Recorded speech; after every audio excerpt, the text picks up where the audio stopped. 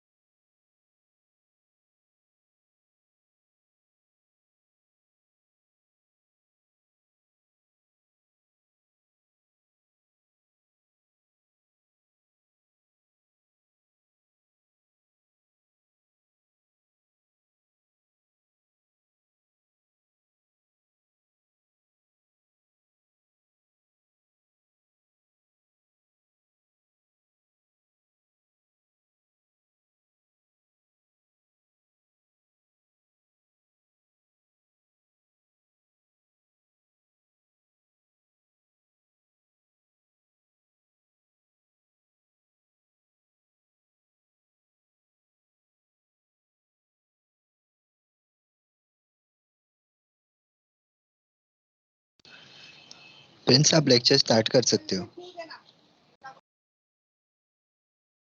Sorry, मेरा mic off था, मैं कब से बोल रहा था। हाँ, तो हम लोग स्टार्ट कर दे दिनचर्या अष्टांग हृदय का सेकेंड चैप्टर। तो स्टार्ट ऐसे कुछ होता है। ब्रह्म मुहूर्त में जागरण, मतलब हमें ब्रह्म मुहूर्त में उठना चाहिए। तो श्लोक ऐसे है, ब्रह्मो मुहूर्ते उत्तिष्ठेत स्वस्थो रक्षार्थम आयुषः। मतलब हमें अगर स्वस्थ रहना है और हमें अपनी आयु की रक्षा करनी है तो हमें ब्रह्म मुहूर्त में ही उठना चाहिए। तो ये ब्रह्म मुहूर्त कब से कब होता है? सुबह 4 बजे से 6 बजे तक होता है। इसमें हम लोग ईश्वर का स्मरण कर सकते हैं। और ब्रह्म मुहूर्त में क्या क्या मतलब जैसे बोल सकते हैं, उसमें शुद्ध हवा है, शुद्ध जल है, शुद्ध भूमि रहती है। उस समय वातावरण अपना शुद्ध रहता है। इस समय इसीलिए हमें ब्रह्म मुहूर्त में उठना चाहिए। फिर दूसरा है मतलब उठने के बाद क्या करना चाहिए? उठने के बाद हमें शौच करना चाहिए। शौच करना चाहिए, वॉशरूम जाना चाहिए, बाथरूम जाना चाहिए। तो सेकंड है ये, मतलब शरीर छिंदताम निर्वर्त्य कृत शौच विधिष्ठित। इसका अर्थ क्या होता है कि अगर हमें शरीर की चिंता है तो हमें पहले ही जाना चाहिए, मतलब सुबह उठ के मूल मूत्र विसर्जन करना चाहिए और मल का विसर्जन करना चाहिए और उसे जल से शुद्ध कर देना चाहिए।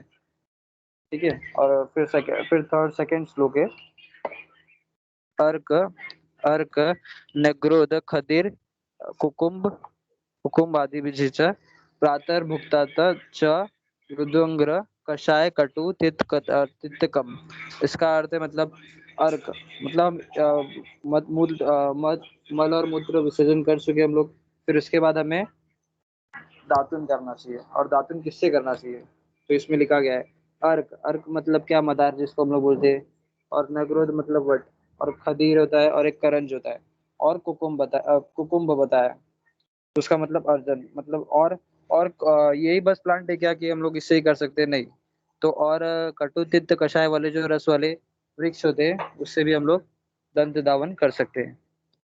ठीक है। तो अभी बताया है कि हाँ, ये हो गया, ये वाला श्लोक हो गया। फिर कनिन्या ग्रम स्थौल्य प्रगुण द्वादशांगुलम भक्षेत दंत पवनम दंत मांसांस मांसान्य बाधयन। का अर्थ क्या होता है कि जो अपनी ब्रश करने, मतलब जो दातुन रहती है वो कैसा रहनी है? कनिन्य, मतलब कानी उंगली की तरह स्थौल्य। स्थौल्य मतलब उतना मोटा रहना चाहिए जो अपना दातुन है। और द्वार दशलांगुलम मतलब क्या होता है कि 12 अंगुली अपनी लंबी होनी चाहिए। तो अभी ये तो हो गया उसका कि कैसा रहना चाहिए और कितना बड़ा रहना चाहिए। फिर हमें कैसे करना चाहिए? तो स्टार्टिंग में जो जो टिप रहता है उसका, उसको चीव करके ब्रश जैसा बना लेना चाहिए। और फिर हमें दातुन करना चाहिए। तो दातुन फिर, और हमें गम्स को प्रोटेक्ट करते हुए, तो उसमें लिखा है दंत मांसम बद्यानम बाध्यनम, मतलब मांस को बाधा नहीं, मतलब गम्स को हम लोग को बाधा नहीं देना चाहिए। ऐसे हम लोग को करना चाहिए दंत धावन। और दंत धावन के बाद क्या करना चाहिए कि अपना जो जीवा रहता है उसको क्लीन कर लेना चाहिए। जीवा क्लीन करने से क्या होता है कि मुंह में दुर्गंधता नहीं रहती है, मुख स्वच्छ रहता है और जीवा रोग नहीं होता है, मुख रोग नहीं होता है। ये सब चीजें नहीं होती है अगर हम लोग ब्रश करने के बाद अपना टंग क्लीन करते हैं, जिसे हम लोग बोलते हैं जीवा निर्लेखन। ठीक है। तो हम लोग दातुन से कैसे करेंगे? दातुन को हम बीच से फाड़ के ना उसको चीर सकते हैं, फिर उससे हम लोग जीवा साफ कर सकते हैं। ये हो गया दातुन कैसे करना चाहिए और कब करना चाहिए। फिर हो गया अब दातुन का निषेध, मतलब दातुन किसे नहीं करना चाहिए।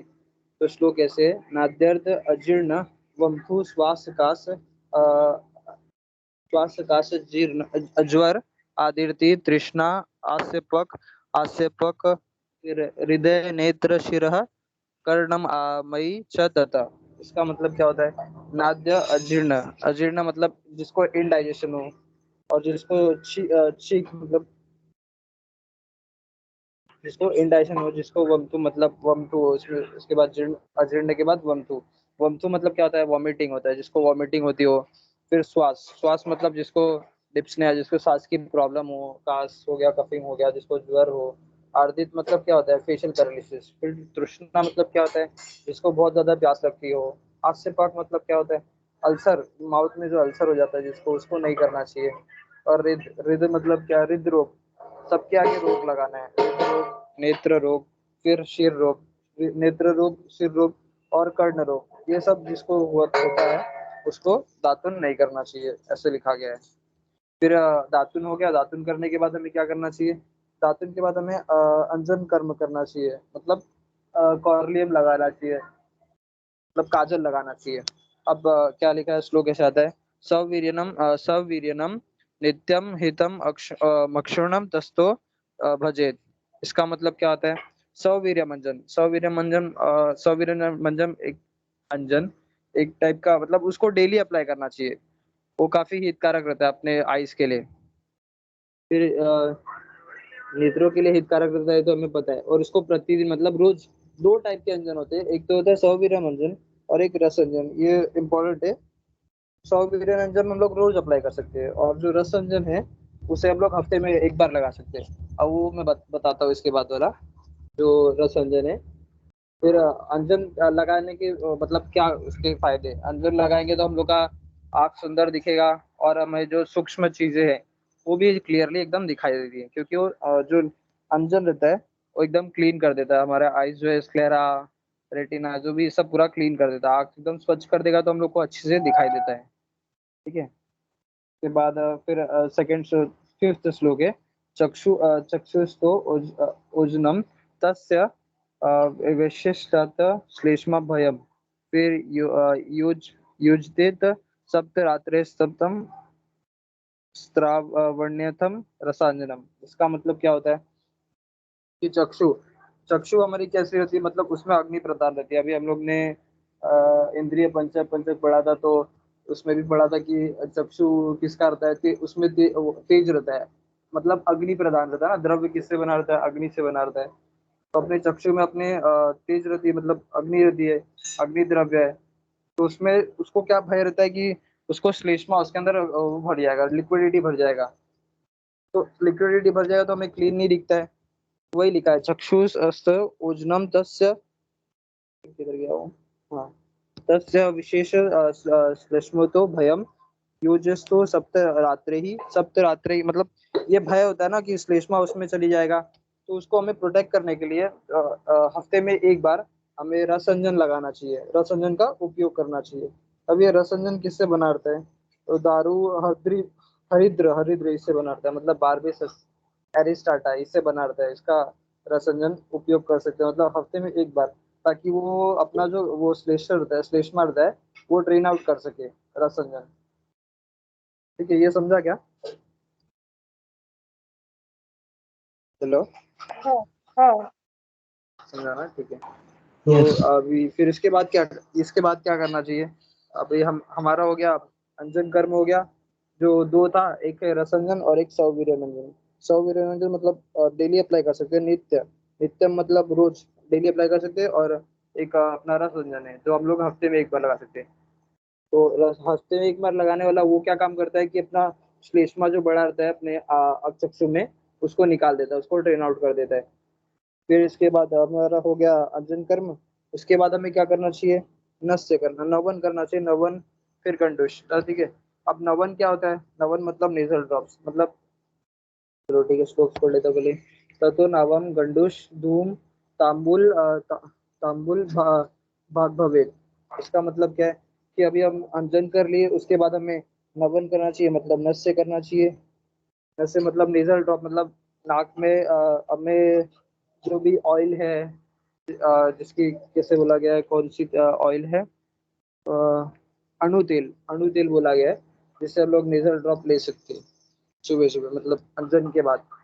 अंजन के बाद क्या करना है, गंडुश करना है। गंडुश मतलब क्या, माउथ गार्गल्स होता है, उसको भी गंडुश हम लोग अगर उष्ण जल से करते हैं, तो उष्ण जल से करेंगे तो हमारा जो मुख रहता है वो एकदम हल्का हो जाता है। गंडुश कर लिया, उसके बाद हमें धूमपान करना चाहिए। अब धूमपान मतलब इनहेलेशन ऑफ स्मोक, मतलब इसमें तो हम लोग को स्मोक लेना चाहिए, जैसे बोला गया है। इसमें तो बताया नहीं गया कि कौन से पेड़ के, मतलब या फिर कोई भी किसके लेने का है। तो स्मोक का जो बोला है, जो धूम लेने बोला है, ये तो पता नहीं, पता है तो बता दो, पता है क्या? चलो ठीक है। मतलब कोई भी मतलब ये सब गांजा वांजा तो नहीं लेना है किसी को। तो धूम मतलब अच्छे प्लांट से लेना है हम लोग को। फिर उसके बाद धूम हो गया, तांबुल करना है। तांबुल मतलब क्या होता है, हम लोग पान की पत्ती चबाते हैं ना, उसको हम लोग तांबुल बोलते हैं, शिविंग बीटल लीव्स, तांबुल। तो अंजन कर्म के बाद मैंने क्या बताया, नस से करना चाहिए, उसके बाद गंडुश करना चाहिए, उसके बाद धूम करना चाहिए, फिर उसके बाद तांबुल करना चाहिए। ठीक है।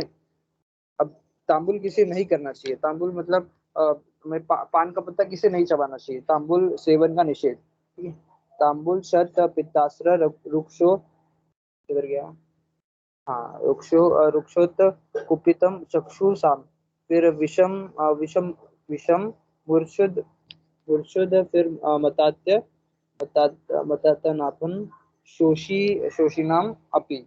इसका मतलब क्या है कि किसको नहीं करना चाहिए, मतलब किसको बीटल लीव्स नहीं चबाना चाहिए, जिसको शत मतलब क्या, जिसको घाव वाव लगा हो रहा है, किधर गहरा घाव वाव लगा हो, जिसको ब्लीडिंग डिसऑर्डर हो, मतलब पित्तास्त्र हो, जिसका जिसको रुक्षता से गुजर रहा हो, मतलब ड्राइनेस, जिसका बॉडी एकदम ड्राई रहता हो। फिर कुछ कुपित चक्षुषा मतलब जिसका आंखें काफी लाल हो हमेशा। और विष मतलब जो मतलब पॉइजनस हो, पॉइजनस इन सेंस कि उसके बॉडी में पॉइजन हो, पॉइजन वॉइजन भरा हो। तो फिर और मूर्छा मतलब अनकॉन्शियसनेस, मतलब वो होश में ना हो। फिर मदार्थ नाम मतलब वो इंटॉक्सिकेटेड, मतलब दारू वारू पिया, नशा किया हो। फिर शोणी शाम मतलब वो ट्यूबरकुलोसिस टीबी से गुजर रहा हो। तो ऐसे लोगों को पान के पत्ते नहीं चबाना चाहिए। कौन, वापस रिपीट कर देता हूँ। शाम मतलब वो जिसको लगाओ, घाव लगाओ। पित्तास्त्र मतलब ब्लीडिंग डिसऑर्डर से इसको हो। रुक्ष मतलब ड्राइनेस। कुपित चक्षुषाम मतलब जिसका आंखें लाल हो। फिर विष मतलब जो विष हो। और फिर मूर्छा मतलब जो अनकॉन्शियस हो। फिर मदार्थ दाम मतलब जो इंटॉक्सिकेट मतलब जो मतलब जिसने नशा किया हो। फिर शोरी नाम मतलब जो टीबी से गुजर रहा हो, वो लोग को बिटल चिविंग नहीं करना चाहिए, मतलब पान के पत्ते नहीं चबाना चाहिए, जिसको हम लोग बोलते हैं तांबुल, तांबुल करना। ठीक है। तांबुल करने के बाद हमें क्या करना चाहिए, अभ्यंग करना चाहिए। अब अभंग अभ्यंग क्या है, ऑयल मसाज। तो इसमें क्या लिखा है, अ, अभ्यंग आचरित नित्यम स जरा श्रमावातः दृष्टि प्रसाद पुष्टिम आयु स्वप्रसिद्ध त्वक त्वक त्वक वार्धयुकृत। फिर शिरः स्वर्ण पादेषु तम विशेषेण शीलयेत्। वर्जा अभ्यंग कफ ग्रस्त कृत संशुद्धि अजीर्णभिः। इसका मतलब क्या हुआ है कि अभ्यंग अभ्यंग हमें डेली करना चाहिए। अभ्यंग आचरित नित्यम मतलब, नित्यम मतलब क्या होता है, रोज, जिसको अभ्यंग हमें डेली करना चाहिए। तो अभी वो क्या करता है, स जरा श्रम वहा, अभी वो क्या करता है, हम श्रम जरा मतलब क्या होता है, जरा मतलब तो हमें पता ही है कि किधर गया है। जरा मतलब वृद्ध अवस्था, जरा मतलब एजिंग प्रोसेस डिले कर देता है अभ्यंग। फिर श्रम थकावट को दूर करता है, फिर वात विकारों को नष्ट कर देता है। वात वाह लिखा ना, श्रम वात वाह, वात वातहा मतलब क्या होता है कि वात विकार, वात से विकार जो होते हैं उसको नष्ट कर देता है। कौन, अभ्यंग। अगर अभ्यंग हम लोग रोज करते हैं तो। फिर और क्या बोला है, दृष्टि प्रसाद आयु, दृष्टि प्रसाद पुष्ट आयु, आयु। फिर वो लिखा है कि नेत्र ज्योति को निर्मल कर दे, मतलब अपना आंखें निर्मल कर देता है, शरीर को पुष्टि करता है और आयुष मतलब अपना जो एज है वो बढ़ा देता है। फिर निद्रा ला देता है, ये अभी मसाज करते हैं तो निद्रा लाता है। फिर त्वचा को सौंदर्य बना देता है, मतलब अच्छा बना देता है। और कुछ फिर क्या और क्या बोला, मजबूत बना देता है, मतलब ठोस बना देता है अभ्यंग करते हैं अगर हम लोग ऑयल मसाज करते हैं तो। फिर अभ्यंग किसको नहीं करना, मतलब अभ्यंग का विशेष स्थान, अभ्यंग का विशेष स्थान क्या है, शेर। फिर स्वर्ण पादेशु तम विशेषण शीलिए, मतलब हमारा सिर, कान और पैर, ये तीन जगह है जहाँ पे हम लोग को करना ही करना चाहिए अभ्यंग। ठीक है, ये विशिष्ट स्थान है जहाँ करना चाहिए, और भी जगह करना चाहिए लेकिन यहाँ पे करना ही चाहिए। ठीक है, ये वाला हो गया, अभ्यंग हो गया। फिर कौन सा है? हाँ, अभ्यंग के निषेध, मतलब अभ्यंग किसको नहीं करना चाहिए। वर्जो वर्जो अभ्यंग कफग्रस्त कृत संशुद्धि जीर्णि भी, मतलब क्या जो कफ दोष से पीड़ित हो, जिसका वमन विरेचन और संशोधन हुआ हो, उसको नहीं करना है। जिसको और क्या हो, अजीर्ण रोग, मतलब जिसको इंडाइजेशन का प्रॉब्लम हो, उन लोग को अभ्यंग नहीं करना चाहिए। वापिस रिपीट करता हूँ, जो कफ दोष से पीड़ित हो और जो वमन विरेचन मतलब संशोधन पंचकर्मा प्रोसेस से हो, उसको वो अभ्यंग नहीं करना चाहिए। और जो अजीर्ण, जिसका इंडाइजेशन का प्रॉब्लम हो, उसको भी नहीं करना चाहिए अभ्यंग। अभ्यंग हो गया हमारा। अभ्यंग करने के बाद हमें क्या करना चाहिए, व्यायाम करना चाहिए। तो व्यायाम का श्लोक कैसे आता है, लाघवम कर्म समर्थ्यम दीप्तो अग्नि अग्निर मेधस शयः। फिर विभक्तो घनः गात्रत्वम व्यायाम उपदेश जायते, मतलब व्यायाम क्या करता है, व्यायाम से क्या होता है, लाघवम मतलब शरीर हमारा हल्का हो जाता है। फिर कर्म समर्थ्य मतलब क्या, मतलब कोई भी कर्म करने के लिए हम समर्थ हो जाते हैं, मतलब हमें कोई भी काम करने से शक्ति मिल जाती है, मतलब कोई भी काम करना है तो उससे शक्ति मिल जाती है, क्यों व्यायाम अगर हम लोग रोज करते हैं तो। फिर दीप्तो अग्नि मतलब हमारी पाचक अग्नि एकदम अच्छी हो जाती है। फिर मेदोक्षय मतलब अपना जो मेद धातु रहता है उसका क्षय कर देता है, और हमारा जो मसल्स रहते हैं एकदम प्रॉपर दिखने लगते हैं, और हमारा जो मसल्स मसल्स तो प्रॉपर दिखते हैं क्योंकि मेद क्षय हो जाता है। ठीक है, और एकदम हमारा ठोस हो जाता है, शरीर जो है हमारा ठोस हो जाता है। फिर व्यायाम का निषेध एवं परिमाण, मतलब व्यायाम का निषेध अभी क्या है, किसको करना चाहिए और किसको नहीं करना चाहिए बताया गया है। ठीक है, वात पित्तमयामि बलो वृद्धो अजीर्णः च तम त्यजेत। फिर अर्धशक्त्या निशेष व्यक्तु बलि भी स्निग्धम ओजो भी। फिर शीतकाले वसंत च मंदमेव तदो अन्यदा। अब इसमें क्या बोला है कि वात पित्त के रोगी, पहले तो बताया वात पित्त हमारी, मतलब जो वात और पित्त के रोगी हो, जो बालक मतलब बालक हो, वृद्ध हो, ये और अजीर्ण लोग हो, तो व्यायाम नहीं करना चाहिए लोग को। तो पहले श्लोक दिया है वो, उसमें बताया गया है कि किसको किसको नहीं करना चाहिए, वात पित्त के रोगी लोग को, बालक लोग को मतलब बच्चे लोग को, फिर बूढ़े लोग को, और जिसको अजीर्ण रोगी मतलब जो सॉरी जो इंडाइजेशन से गुजर रहा हो, उसको व्यायाम नहीं करना चाहिए। फिर क्या बोला गया है, बलवान एवं स्निग्ध भोजन करने वाले को शीतकाल एवं वसंत ऋतु में अर्ध शक्ति का भर व्यायाम करना चाहिए। मतलब क्या कि जो वसंत ऋतु है उसमें हमें अर्ध शक्ति मतलब माथे से पसीना गिर जाए, कैसे बोलते हैं, ललाट से पसीना अगर गिर जाता है उसको बोलते हैं अर्ध शक्ति। उतना हम लोग व्यायाम कर रहे तो अर्ध शक्ति भर किस में करना चाहिए, वसंत ऋतु में। और शरद और जो ये रहता है उसमें हम लोग, शरद बोल रहा हूँ सॉरी, किसमें इसमें करना चाहिए, फुल फुल स्ट्रेंथ में, मतलब ठंडी सीजन में, मतलब विंटर सीजन में बोल सकते हैं इसको, क्या बोल सकते हैं, शिशिर ऋतु में। शिशिर ऋतु में कर सकते हैं, मतलब बल भर कर सकते हैं व्यायाम। और इस समय मतलब वसंत ऋतु में हमें अर्ध शक्ति भर व्यायाम करना चाहिए। और किसमें एकदम कम करना चाहिए, एक ग्रीष्म हो गया, एक वर्षा हो गया और एक शरद में हो गया, एकदम कम व्यायाम करना चाहिए इसमें। वही उसमें समझाया गया, शीतकाले वसंते च मंदमेव ततो अन्यथा, मतलब वसंत ऋतु में हमें मध्य मध्य मंद से वो करना चाहिए, व्यायाम करना चाहिए। फिर इसके बाद क्या बोला गया, व्यायाम कर लिया, शरीर मर्दन, उसके बाद शरीर मर्दन करना चाहिए। अभी हम लोग व्यायाम कर लिए, उसके बाद क्या करना चाहिए, अब व्यायाम कर लिए तो अभी अपने शरीर को मसाज देना चाहिए, कि जो भी अभी हम लोग स्ट्रेचिंग करना चाहिए जैसे, और मसाज करना चाहिए बॉडी और व्यायाम करने के बाद। तो श्लोक नीचे आता है, तम कृतार्थ अनु सुखम देहम मर्द मर्द ये समन्त। मतलब क्या बोला गया है, व्यायाम करने से करके समस्त शरीर का सुख पूर्वक मर्दन करना चाहिए। व्यायाम हो गया, इसके बाद मर्दन करना चाहिए, जो कि हमारा शरीर रहता है सुख पूर्वक हो जाता है। सॉरी। फिर अभी इसमें क्या बताया गया है, अति व्यायाम से हानि, मतलब अगर व्यायाम ज्यादा कर लेते हैं तो उससे हानि क्या क्या हानि हो सकती है। फिर तृष्णाशय प्रतिमको रक्त पित्तम श्रम कलमः अति व्यायामायात कासो ज्वर सर्दीश्च जायते। तो अगर हम अधिक व्यायाम करते हैं तो उससे हमें तृष्णा, मतलब बहुत ज्यादा प्यास लगती है। फिर क्षय रोग, मतलब कंजप्शन ज्यादा वो होता है। फिर प्रथमक श्वास, एक प्रथमक श्वास मतलब श्वास का प्रॉब्लम होता है। फिर रक्त पित्त होता है। फिर श्रम, मतलब थकावट हो जाती है। फिर कल्म मतलब बोला गया कि मानसिक अवसाद, मतलब हमें मानसिक अवसाद मतलब कैसे बताऊँ, क्या बोलते हैं इसको, मेंटली थका हुआ। हाँ मेंटली थका हो जा एकदम, मेंटली थका हो जाता है।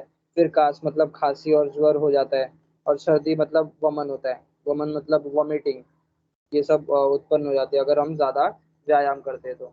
फिर व्यायाम आदि का निषेध, मतलब व्यायाम किसे नहीं करना चाहिए, सॉरी हाँ, व्यायाम करने से क्या क्या होता है और किसे नहीं करना चाहिए।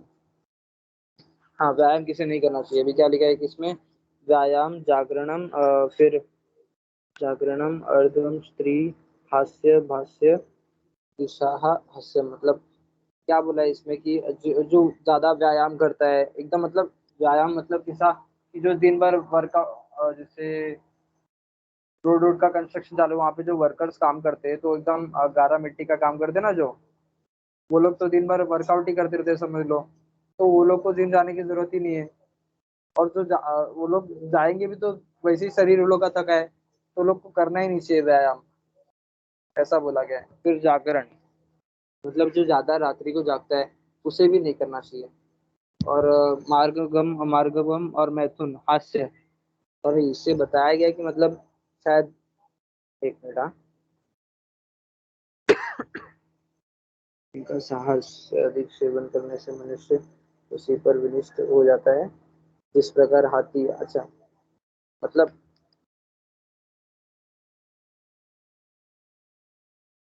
हाँ मतलब व्यायाम ज्यादा करते, जागरण ज्यादा।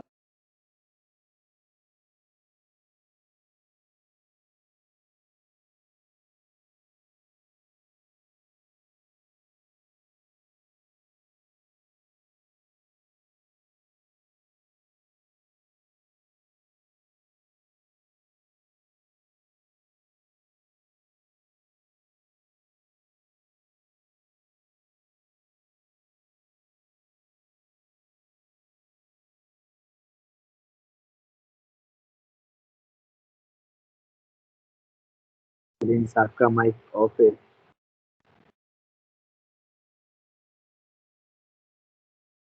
माइक ऑफ है। प्रिंस माइक तो कृपया आप ऑन, अरे अपना यार माइक ऑन कर दे। उसमें से माइक तो ऑन था यार। कहाँ तक सुना तुम लोगों ने? एक्सेसिव एक्सरसाइज स्टार्ट किया था, adverse effect of excessive exercise. अच्छा, मैंने क्या बताया था, कृष्ण मतलब अति व्यायाम से हानि, मतलब ये वाला बताया था ना, तृष्णा क्षय रत्नों को रक्तम पित्तम श्रम क्लम, ये बताया था। हाँ वो बताया था। हाँ। ठीक है, तो मैं क्या था, व्याया हाँ मतलब ऐसे कर्म बताया, मतलब व्यायाम, व्यायाम ज्यादा करते, अगर जागरण ज्यादा करते, फिर मार्गगम मैथुन ज्यादा करते, हास्य ज्यादा करते, और भाषण मतलब बहुत ज्यादा बोलते, तो हम लोग की मृत्यु हो जाएगी। किस प्रकार वो बताया गया है, मतलब जैसे जिस प्रकार जो सिंह है वो हाथी को मार के अगर घीसते घीसते मतलब बहुत बल लगाता है, हाथी तो बहुत ही वजन में रहता है, तो उसको घीसते घीसते वो खुद ही मर जाता है सिंह। तो वही बताया गया कि अगर ज्यादा ये सब करते, मतलब अति व्यायाम करते, जागरण ज्यादा करते, मार्ग कम करते और मैथुन ज्यादा करते और ज्यादा बोलते हैं और ज्यादा हंसते एकदम बहुत ज्यादा, तो उसी प्रकार हमारी भी मृत्यु मृत्यु हो जाएगी, ऐसा बताया गया है। ठीक है। तो अभी व्यायाम के बाद क्या, व्यायाम के बाद बोला गया है कि उद्वर्तन, व्यायाम के बाद हमें उद्वर्तन करना चाहिए। उद्वर्तन मतलब क्या होता है? पाउडर मसाज, पाउडर मसाज भी ले सकते हैं। और जैसे सॉरी, फिर उद्वर्तन कफहरम मेद स प्रविलायम स्थिरीकरणम अंगानाम त्वक प्रसादकरम परम।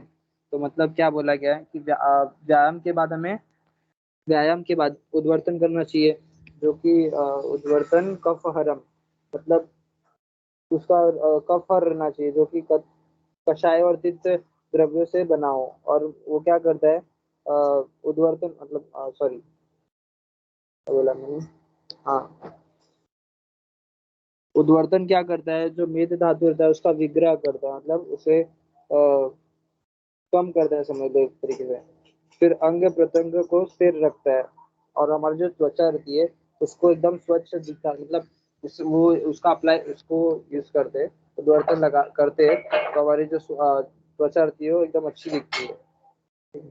उद्वर्तन के फायदे मतलब ये। फिर उसके बाद उद्वर्तन हो गया। हाँ, तो इसमें बताया क्या उद्वर्तन, अभी अभी कैसे, कोई बोला कौन सा पाउडर मसाज, मतलब ये पॉइंट पॉइंट तो नहीं लगाना है, नहीं तो वो सब नहीं लगाना है। जैसे हम लोग ले सकते हैं चने का आटा हो गया, चने का आटा हो गया और जौ का आटा हो गया, इसमें हम लोग तेल मिलाते हैं और दही मिलाते हैं, ये सबको मिला के तो बोलते हैं उद्व-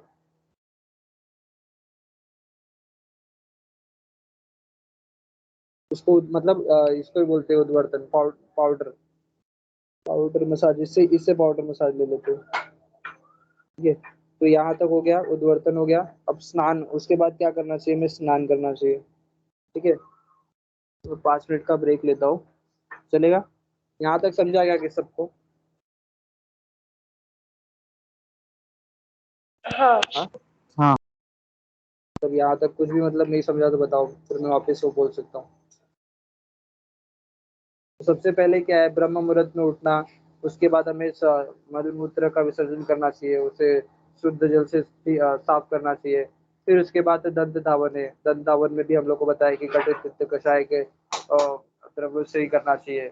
और कैसा रहना चाहिए कि वो 12 उंगली लंबा रहना चाहिए और अपनी कानी उंगली की तरह मोटा रहना चाहिए, तोड़ रहना चाहिए, है ना। फिर और क्या बोला गया कि जो दातुन रहता है उसको क्या सीव करके उसका स्टार्टिंग पार्ट हम लोग उससे ब्रश करना चाहिए। और अभी दातुन के बाद हमें जिप छिलना चाहिए, मतलब हमारी जो उससे उसको कैसे करेंगे, उसको दातुन को बीच से फाड़ के अभी, और हम लोग बेंड करके या फिर जिप छिल सकते हैं। फिर उसके बाद हो गया दातुन किसका निषेध बताया था, दातुन के निषेध के बाद हमें क्या करना चाहिए, अंजन का अप्लाई करना चाहिए। अंजन में भी 2 टाइप के थे, एक सौवीर्यम थे और एक है ये रस अंजन थे। 100 वीर्य मंजन हम लोग डेली अप्लाई कर सकते हैं, और रस अंजन मतलब अभी हफ्ते में एक बार, जो हमारा श्लेष्मा को बाहर निकाल देता है हमारी आंखों में से। ठीक है। फिर उसके बाद हमें बताया था नस से करना चाहिए, उसके बाद फिर उसके बाद गंडूस करना चाहिए, धूम करना चाहिए, फिर तांबुल करना चाहिए। नस्से में मतलब नेजल ड्रॉप लेना चाहिए। गंडूस मतलब क्या होता है कि गरारा माउथ गार्गलिंग करना चाहिए। धूम मतलब इनहेलेशन और स्मोक करना चाहिए। और उसके बाद तांबुल बताया, तांबुल मतलब क्या होता है, पान का पत्ता चबाते हैं ना, उसको तांबुल बोलते हैं। फिर तांबुल के बाद तांबुल किसे नहीं करना चाहिए, फिर वो बताया हमें। फिर उसके बाद तांबुल हो गया, तांबुल के बाद अभ्यंग करना चाहिए, ऑयल मसाज मतलब करना चाहिए। अभ्यंग के बाद क्या बोला है, अभ्यंग कौन से मतलब 3 विशेष स्थान बताए थे अपने को, एक सिर हो गया, एक स्वस्तु हो गया, और एक स्वस्तु बोल रहा सॉरी, सिर हो गया, कान हो गया और पैर हो गया, ये सब 3 विशेष स्थान है। ठीक है। अभ्यंग यहाँ यहाँ करना चाहिए हमें। अभ्यंग के बाद क्या करना चाहिए हमें, अभ्यंग के बाद अभी हमें व्यायाम करना चाहिए। व्यायाम व्यायाम में भी बताया, व्यायाम का भी तो बताया था। व्यायाम के बाद व्यायाम कर लिया, फिर उसके बाद वापस मसाज करना चाहिए, कि मतलब जहाँ जहाँ एकदम दुख रहा हो, दुखे ना मतलब शरीर, इसके लिए हमें तभी मसाज कर लेना चाहिए व्यायाम के बाद ही। फिर और उस व्यायाम के बाद क्या करना चाहिए, उद्वर्तन करना चाहिए। जो भी था पाउडर मसाज। यहाँ तक समझा। फिर उसके बाद स्नान कर लेना चाहिए। स्नान में भी बताया, स्नान के लाभ बताया। दीपनम वृषणम आयुष्यम, स्नानम ओजम बल प्रदनम, सॉरी बल प्रदम, कंडु कंडु मल श्रम श्वेत तंतु तृष्णा, सॉरी क्या बोला गया है, श्रम श्वेत तंद्रा तृष्णा, तृष्णा नहीं है ना, हाँ तृष्णा, दाह दाह पापम जीतम। मतलब क्या बोला गया है, स्नान के लाभ क्या है। स्नान, उद्वर्तन के बाद हमें स्नान करना चाहिए, ठीक है। स्नान करने से क्या होता है, हमारी जो जठर अग्नि रहती है वो उसका दीपन हो जाता है, वो अच्छे से काम करने लगता है।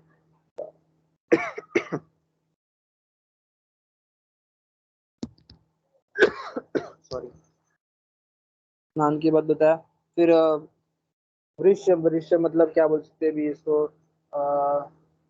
वृश्य का बोल सकते हैं, मतलब हमारी पोटेंसी बढ़ाती है, जैसे potency in sense sexual importance, potency बढ़ाती है। और आयुष्य मतलब हमें जो आयु है उसको बढ़ा देती है। और फिर ओजोप्रद मतलब तेजप्रद मतलब ऊर्जा, सॉरी सॉरी, फिर क्या, इचिंग मतलब इचिंग निकाल देता है अपने बॉडी से। फिर बल प्रदान करता है। और मल को निकाल देता है, श्रम को निकाल देता है, और श्वेत पसीना निकाल देता है। त्रंत्र मतलब जम्बाई, जम्बाई हटा देता है।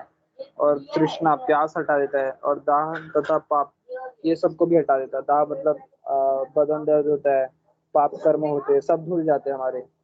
मल हो गया, स्वेद हो गया, तंद्रा, तंद्रा मतलब जमाई हो गया, जमाई निकाल देता है। तृष्णा प्यास मिटा देता है। फिर दाह, फिर पाप ये सबको नष्ट कर देता है स्नेह के वजह से, मतलब स्नान की वजह से, सॉरी। अब क्या बताया गया है, उष्ण शीत जल का प्रयोग करना चाहिए। उष्ण शीत जल मतलब क्या बोला गया है? ठीक है मैं पढ़ता हूँ। उष्ण अम्बु अवध्य काश्य परिषेको बलावह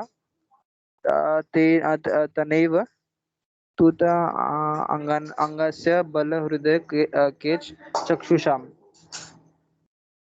मतलब हमें क्या, जो उष्ण जल रहते हैं, अभी उष्ण जल का नहाते समय उष्ण जल का यूज करना चाहिए, लेकिन उष्ण जल हमें सर के ऊपर नहीं डालना चाहिए। अगर सर के ऊपर डालेंगे तो हमारा जो चक्षु मतलब अपना आइज रहता है, आइज का जो पल के समझ लो, या फिर और बाल हमारे जो रहते हैं उसके ऊपर प्रभाव पड़ता है। तो हमें कटी के नीचे उसका यूज करना है। कटी मतलब क्या, मतलब पेल्विक रीजन के नीचे अगर उसका यूज करते तो अच्छा रहता है, बल कारक रहता है। लेकिन अगर उष्ण जल अगर सिर के ऊपर डालेंगे और केश के ऊपर डालेंगे तो वो सबको नष्ट कर देता है, ठीक है।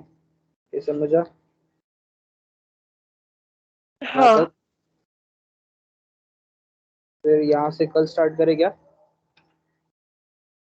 हाँ प्रिंस चलेगा। कि यहाँ खत्म करना है आज ही, कैसे बोलो? कल करते हैं, बाकी जितना आज प्रिंस ने बताया ना उसको आप एक बार रिवाइज करके आइए, तो मतलब इजी हो जाएगा आगे चैप्टर रिलेट करना। तो यहाँ तक समझा है कि नहीं, मतलब थोड़ा मैं वो हो रहा था, बहुत टाइम बाद ऐसा हुआ ना। समझा है कि नहीं ऐसा सबको? समझा है। समझा है ना, ठीक है। थैंक यू सुनने के लिए।